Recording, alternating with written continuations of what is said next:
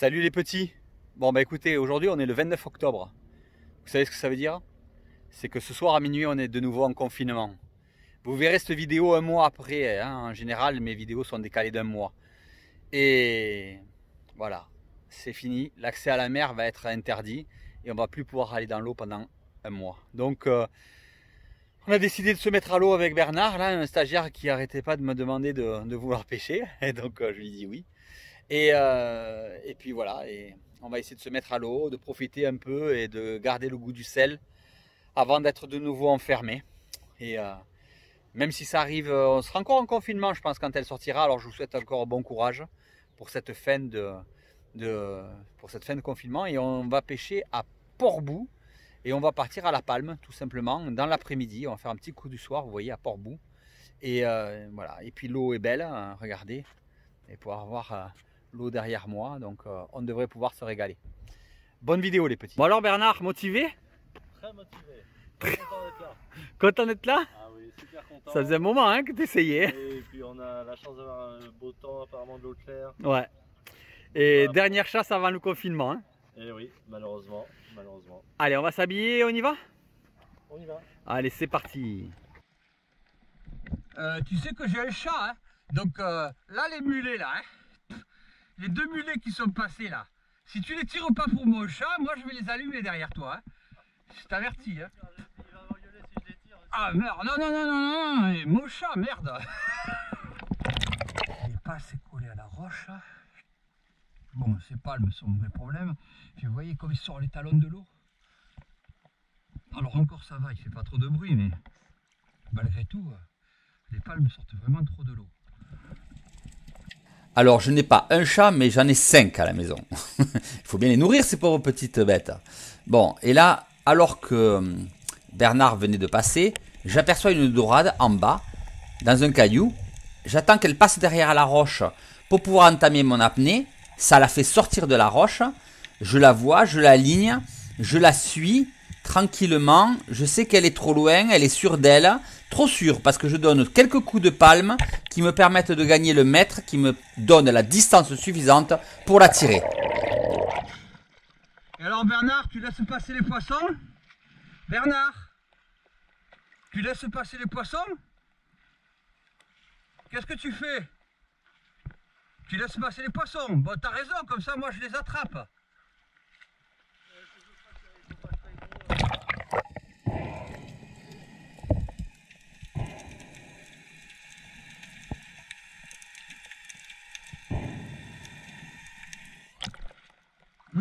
Bernard, t'es sûr?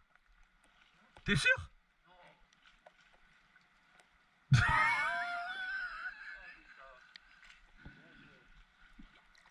Bon, elle est petite, hein?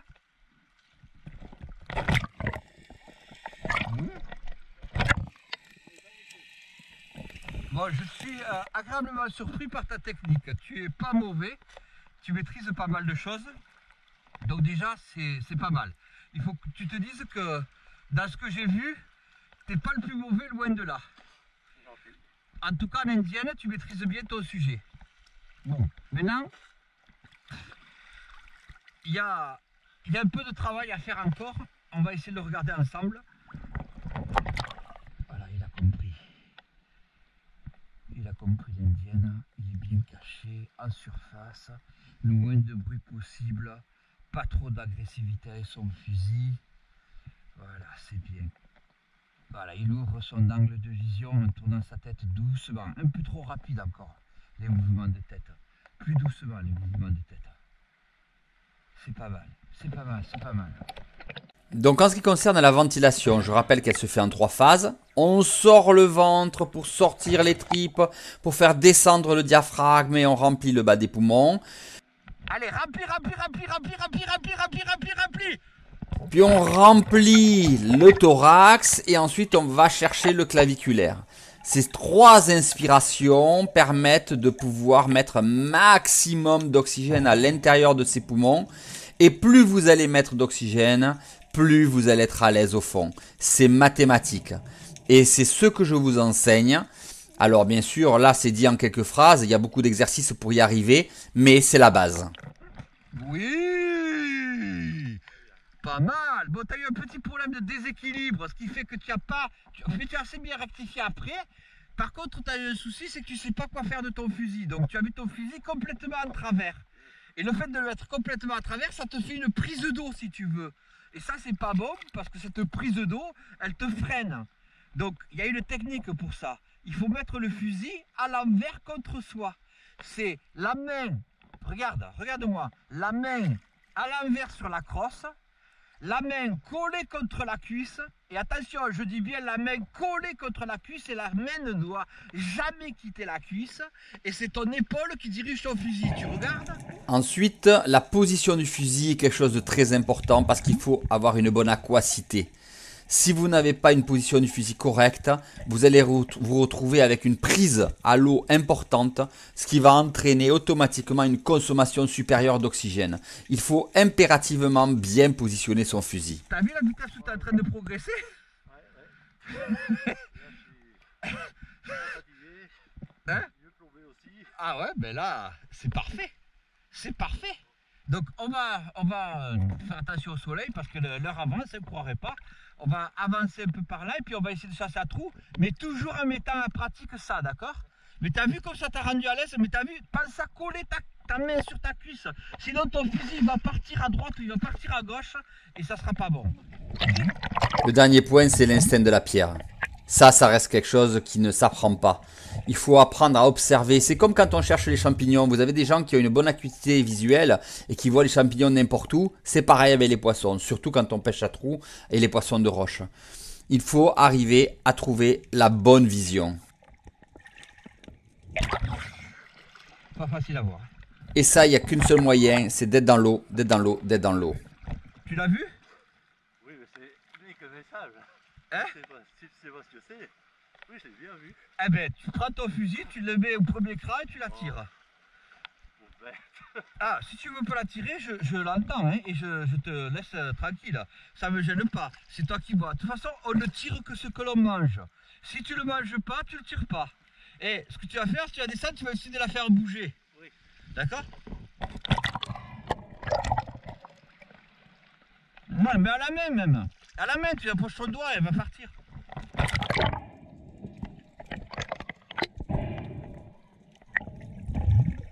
Plus vous passerez d'heures à observer, à regarder, à fouiller, à chercher, plus vous augmenterez vos chances de trouver le poisson. Là aussi, c'est mathématique. On ne devient pas un fin chasseur à trous en passant 3 minutes dans l'eau. Voilà, il faut y passer du temps, il faut chercher, il faut fouiller, il faut voir le poisson pour arriver à pouvoir le redistinguer ultérieurement. Elle était belle, hein? C'est une belle rascasse, ça. Pas une grosse, mais ça se tire pour la bouillabaisse sans problème. Hein? Tirable, ça. Voilà. Bah, tu vois, j'en vois des fois. C'est le début. Ça, c'est la taille où tu commences à les regarder. À peine, hein? Voilà.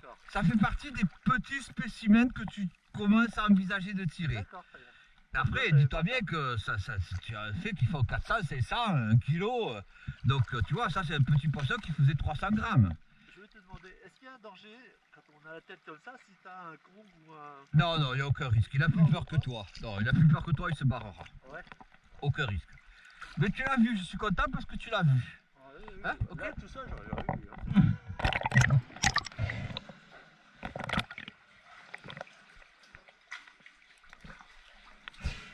Laisse ton fusil par là. Tu l'as posé ton fusil? Je vais d'abord aller vérifier, hein, parce que ça continue. Je vais d'abord contrôler que ça soit libre, ok?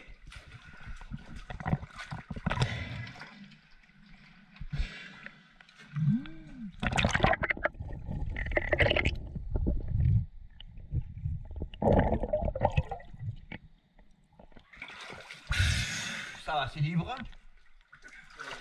Ouais, rejoins-moi si tu te sens. Allez. En plus, j'ai pas de lampe aujourd'hui. Hein.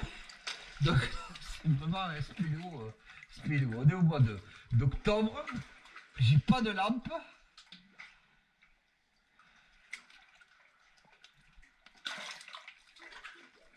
Hop. Ça va? Allez. C'est noir de chez noir. Non, non, mais attends, au fond, tu verras de nouveau, mais j'ai pas de lampe, j'ai oublié de prendre la lampe. D'habitude, je prends toujours la lampe pour faire la grotte. Et là, j'ai dit, bon, on va pas la faire aujourd'hui. Ben si, j'ai décidé d'aller la faire quand même. Allez, viens avec moi, continue. Là, tu peux respirer tout le long, hein, tu risques rien. Hein. Ouais, tranquille. Je peux pas aller bien loin, tu sais, c'est une grotte. Ah, l'eau est haute aujourd'hui, hein. Beaucoup plus haute que la dernière fois. Tu es là, Bernard? T'arrives? Voilà. T'es dans le centre de la Terre.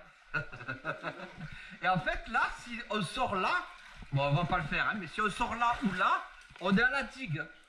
Ah bon? Eh oui, on a coupé tout le cap. Ah, c'est fou ça. C'est incroyable, hein? Ben alors, on le fera pas, hein, mais donc là, on passe par là, on passe sous le triangle qui est là, et tu ressors de l'autre côté. D'accord. T'as tué quelque chose là-dedans? Ah non, non, il n'y a jamais rien, il y a quelques mostelles des fois. C'est gavé de crevettes, si j'avais eu les lampes, je t'aurais montré, c'est plein de crevettes. Voilà, mais il n'y a rien d'intéressant, sauf le plaisir de le faire, quoi. C'est quand même amusant. C'est super. On est mieux là qu'avec le Covid, hein. Là, le Covid, il va pas venir là, je suis sûr. Et là, c'est sûr qu'il ne viendra pas. Et puis, tu sais pas, on nous dit vous allez être enfermés. Mais voilà, on commence. C'est le confinement. Tu sais, en hiver, je pêche énormément dans très peu d'eau. D'accord. J'adore... Le poisson se rapproche. Comment? Le poisson se rapproche. Ouais. Il est dans la première bande de 0,4-5 mètres. C'est là où le poisson, tout l'hiver, il passe l'hiver là. Ou alors, il s'en va tellement profond pour trouver une stabilité de température qu'il va être à 40, 50, 60 mètres. Et là, c'est même pas la peine, tu peux rien faire. Enfin, en tout cas, moi, j'ai pas les capacités. Voilà, une fois qu'on a bien fait les exercices, alors qu'on est en hiver, hein, que l'eau est froide, glauque, où on n'a pas de visibilité, donc c'est beaucoup plus difficile qu'en été, ben malgré tout, j'arrive à faire descendre Bernard, qui était très à l'aise, hein, disons-le honnêtement, hein, qui est très très à l'aise, tranquillement, sur ses 10-12 mètres, sans aucune difficulté. Voilà. Mon plomb là est à une dizaine de mètres, donc il est bien à 12 mètres. Tout se passe bien, il remonte tranquillement. Et toujours une bonne surveillance quand on remonte de son équipier, en regardant si tout va bien, et notamment en l'empêchant de regarder en haut. Je vais vous expliquer pourquoi dans la suite de la vidéo. Je t'explique pourquoi. Tu as deux veines ici qui alimentent ton cerveau. Si tu lèves la tête, comme ça, tu les pinces et tu coupes l'alimentation en oxygène et en sang de ton cerveau. Et ça t'entraîne, pouf, une syncope. Donc il faut jamais, jamais, jamais, c'est primordial, c'est pour ça que je ne l'ai pas dit, donc c'est ma faute, mais ne jamais lever la tête comme ça. Tu pinces les deux veines que tu as là, et tu réduis le passage en sang et en oxygène, et instantanément tu peux entraîner une défaillance immédiate. Donc c'est pour ça que je dis toujours aux stagiaires, regardez-moi, parce que moi ça me permet de vérifier ton regard, de vérifier tes lèvres, je vérifie que tes lèvres ne se cyanosent pas, qu'elles ne deviennent pas bleues, je vérifie que ton regard reste fixe, et ça permet d'éviter juste ce mouvement qui est fatal. Il y a des apnéistes qui sont morts comme ça. Ils lèvent la tête pour regarder où est la surface, flau. Alors qu'il vaut mieux que tu sois bien droit et que lève les yeux, tu verras. Avec l'angle, tu verras. Mais surtout pas faire ce mouvement-là, il est fatal. Hein. Donc là, tu étais à peu près à 12-13 mètres. Parce que mon plomb, il était à 8 mètres. Il était déjà au-dessus, mais en plus, il était en tension. Donc il était à peu près à une dizaine de mètres. Tu étais en dessous, tu étais à 12 mètres. On continue les exercices de pêche à trous. Le jour est en train de tomber, ça devient de plus en plus dur. Je connais bien cette pierre. Donc j'y rentre à l'intérieur en espérant y croiser un sard, un mérou ou un corbe, puisque c'est une belle pierre où j'ai fait souvent des beaux poissons. Et il ne faut pas hésiter là aussi à rentrer à l'intérieur et aller scruter à droite, à gauche, les petites ouvertures de lumière qui permettent de voir si éventuellement un poisson pourrait être présent. Vous voyez que c'est pas facile, c'est compliqué sans lampe d'arriver à distinguer le poisson. Mais des fois, dans les contre-jours qui se produisent, on arrive à voir les poissons. Et ça, c'est aussi une grande difficulté. Et on ressort tranquillement et on rejoint la surface avec le plomb qui avait balisé la roche préalablement. C'est un fou, quoi. Hein? Pourquoi? T'es rentré en tir. Donc, tu vois, Mon repère, c'est la pierre avec la maison blanche, tu vois, bien alignée. Et la pierre qui est triangulaire, la plus haute de celle-là, ce qui est mise sur la pointe de la terre. Et je sais que là, pof, je sais que j'ai ma pierre à mes roues. Oh, putain, il y a des verrous là. Ouais, je l'ai fait l'année dernière. Et là, bon, il était vide. J'ai fait des cordes, j'ai fait des chapons. Et donc, t'as vu, je rentre d'abord. Il y avait un sar qui papillonnait devant. Donc, je mets mon fusil en retrait de façon à passer le fusil et les yeux en même temps, tu as vu. Et ensuite, une fois que j'ai vu qu'il n'y avait pas de tir à faire à ce moment-là, je me suis redressé et je suis rentré à l'intérieur pour aller vérifier droite, centre et gauche s'il n'y avait pas du poisson.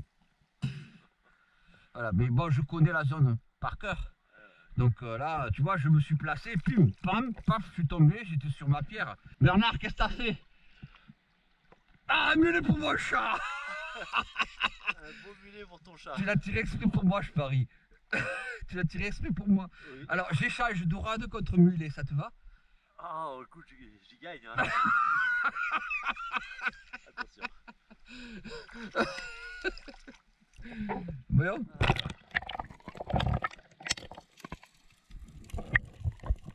Bon alors Bernard, c'est pas la pêche du siècle, hein? C'est pas la pêche du siècle, c'est la pêche qui fait plaisir. Voilà, exactement. Mon chat et la dodo, bah pour toi ou pour moi, on verra. Tu l'emporteras avec grand plaisir. Écoute, ce qui compte, c'est que tu aies beaucoup appris et qu'on puisse se mettre à l'eau une dernière fois avant le confinement. Merci Stéphane. Je veux pas être confiné, non. C'est pour ce soir. Non. Merci. Ah oui, à minuit en plus, on est Eh confiné ben à minuit. Oui, oui, oui. Bon. 9h même. Hein. Bon. Il reste plus que ça à faire. Allez Bernard, on se reverra? Oui, c'est sûr. Allez, bonne Bientôt. vidéo les petits, ciao. Au revoir.